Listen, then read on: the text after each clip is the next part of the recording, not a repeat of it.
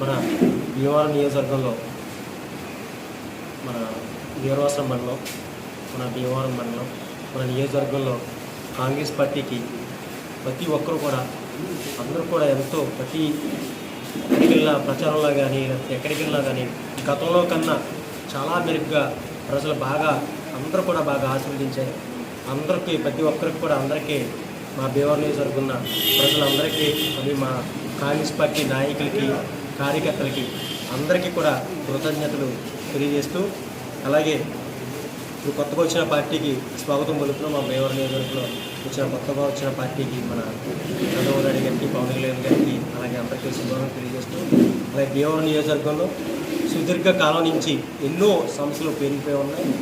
మన అంజుబాబు గారు ఉన్నారు, మన సీని గారు గతంలో ఎమ్మెల్యేలు చేసి ఉన్నారు.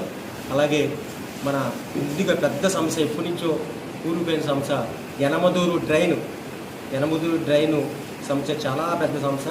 అది సుమారు నాకు తెలిసింది చాలా పెద్ద సమస్య. అది కూడా మన ఇప్పుడు వచ్చిన ప్రభుత్వం వెంటనే ఆ యనమదూరు డ్రైన్ వెంటనే దాన్ని ప్రక్షాళన చేసి అలాగే దానిపైన వంతెనలు కూడా పెండింగ్లో ఉన్నాయి. అలాగే మన ముందుగా అందరికీ ఆరోగ్యం మెయిన్ మన నియోజకవర్గంలో హాస్పిటల్ కూడా గవర్నమెంట్ హాస్పిటల్ కూడా స్పీడ్గా త్వరగా నుంచి ఎన్నో అభివృద్ధి కార్యక్రమాలు ఆగుని అవన్నీ కూడా మన టిడ్కో ఇల్లు ఎంతోమంది పేదలు ఎదురు చూస్తున్నారు, ఇంకా మాకు ఇల్లు రాలేదని చెప్పి.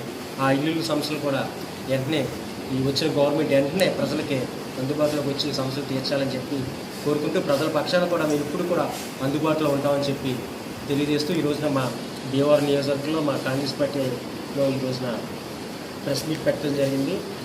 మా కార్యకర్తలు కూడా కాంగ్రెస్ పార్టీలో ఎంతోమంది మా కార్యకర్తలు పనిచేస్తారు. వాళ్ళందరికీ కూడా మేము ఎప్పుడు కార్యకర్తలకు అండగా ఉంటుంది కాంగ్రెస్ పార్టీ. అలాగే చూసాం ఇండియా కూటమికి కొన్ని సర్వేలు ఇచ్చినాయి, 100, 150 కూడా రావాలి. దగ్గరగా 240, ఇప్పుడు 235 ప్లస్ మళ్ళీ ఇచ్చారు 240 సీట్లు ఇండియా కూటమి సాధించింది ఎంతో విజయంగా. గతంలో మోడీ గారు మాది 400 సీట్లు అన్నారు. ఆయన గతంలో 4 లక్షల మెజార్టీ ఉంటే లక్ష చిల్లర మెజార్టీకి ఆయన దిగుబడి చూశారు. మోడీ గ్రాఫ్ పడిపోయింది. రాహుల్ గాంధీ గారు ప్రజలందరూ కూడా రాహుల్ గాంధీ ప్రధాని కావాలని చాలా ఓటర్లు అందరూ కోరుకున్నారు. అనేక మంచి కార్యక్రమాలు చూసాం. ఈవేళ ధైర్యంతోనూ సాహసంతోనూ మన సీతారాం గారు చక్కని స్టెప్ తీసుకొని మన కాంగ్రెస్ పార్టీలో నిలబడి వారి వంతు ప్రయత్నం చేశారు. ఇక ముందు కూడా కార్యకర్తలు అందరూ కూడా ఈ పార్టీ కొరకు మంచి కృషి చాలా కలపాలని మేము కోరుకుంటున్నాం. అంతేకాకుండా మరి అభివృద్ధి కార్యక్రమాలు మన భీమవరం నియోజకవర్గంలో జరగవలసినటువంటి అభివృద్ధి కార్యక్రమాలు చాలా ఉన్నవి.